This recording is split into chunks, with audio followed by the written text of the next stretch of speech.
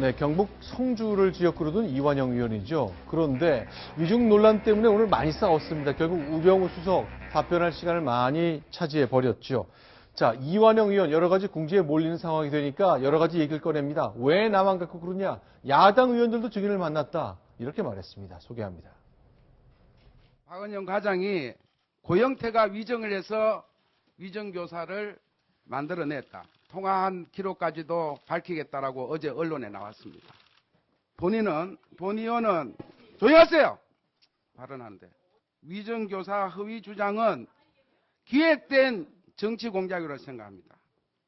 제보에 의하면 박영선 의원은 12월 초 8일, 12일 고영태 노성일과 은밀한 만남을 갖고 있습니다. 강 건너 식당에서 은밀하게 만나는 거는 로맨스고 국회의원이 당당하게 의정 활동한 거는 불륜입니까? 미꾸라지 한 마리가 강물을 흐린다는 옛말이 있습니다. 이완영 의원과 정동춘 이사장 사이에는 뭔가 딜이 있습니다. 이완영 간사가 저런 식으로 자신의 한 행위를 물타기 하려고 하고 이거 굉장히 나쁜 거고요.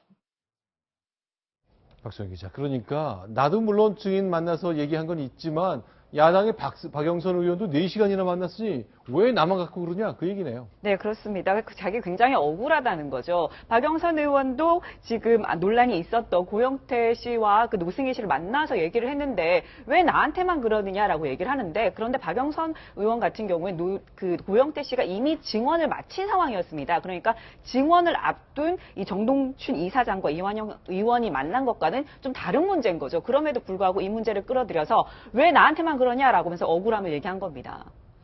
자, 실제로 좀 더 보겠습니다. 이제 네 사람 생각이 이제 셋하고 한 사람으로 이제 갈리거든요. 그 다음에 나온 네 사람의 관계를 좀 저희가 보여드릴 건데 이 내용만 보면은 글쎄요, 누가 진실을 말하는 건지 좀 보일까요? 자, 다들 대체로 위증 지시가 있었다고 내가 다 분명히 들었다고 얘기했는데 다 사실이 아니라고 말하고 있습니다. 이건 역시 국정조사나 청문회장에서 가릴 방법이 있습니까? 지금 처음 네. 박헌영 씨가 노승일 씨한테 이야기했을 때는 정동춘 이사장이 이완영 의원을 만나고 와서 네. 박헌영 씨에게 네.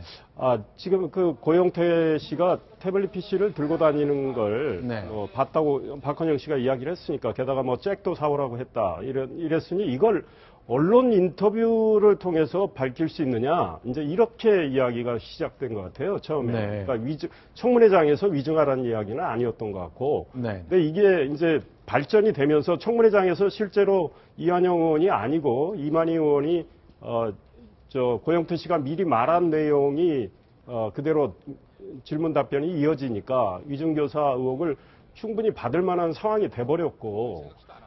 그러므로 해서 오늘 특위에서 의결을 했습니다. 이 특검의 이 수사 의뢰를 의결을 했기 때문에 특검에서 밝혀야 하고 네. 이완영 의원 같은 경우는 만약에 그 위증교사가 사실이라면 정말 의원직 사퇴해야 할 만한 사안도 돼요. 그런데 그 정도 사안이라면 그 정도가 되는 거죠. 그렇죠. 그런데 정말 이렇게 오해에서 어떤 비롯됐다면 또 억울한 측면도 있으니까 분명히 가려줘야 될 것 같아요. 실제로 이완영 의원 오늘 이제 직접 나서서 여러 가지 관련된 분들한테 질문을 하면서 자신이 별 문제가 없었다는 걸 많이 보여주려고 했습니다. 이런 장면이었습니다. 일부러 그런 말을 하라고 이완영이가 얘기한 적이 있습니까? 못 들었습니다.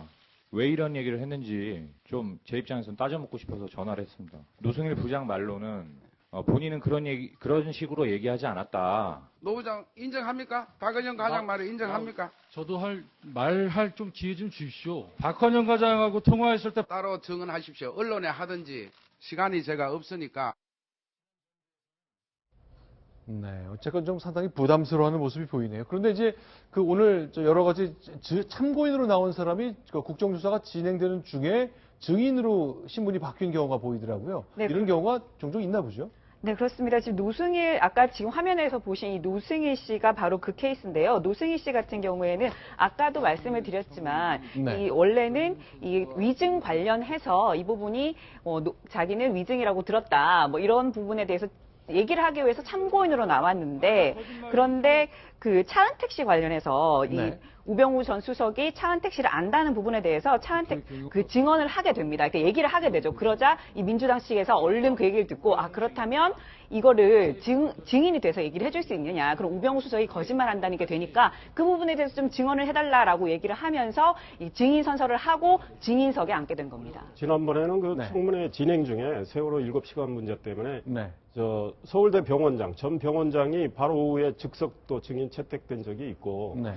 오늘 하나 저는 이 중요한 열쇠를 가진 분이 네. 고영태 씨예요. 네. 근데 오늘 뭐 불출석 사유가 뭔진 모르지만 그분이 안 나오셨어요. 그러니까 그분을 통해서 이런 문제가 제기가 됐는데 같이 나왔으면 같이 물었으면 좋았겠다 이 생각입니다. 알겠습니다.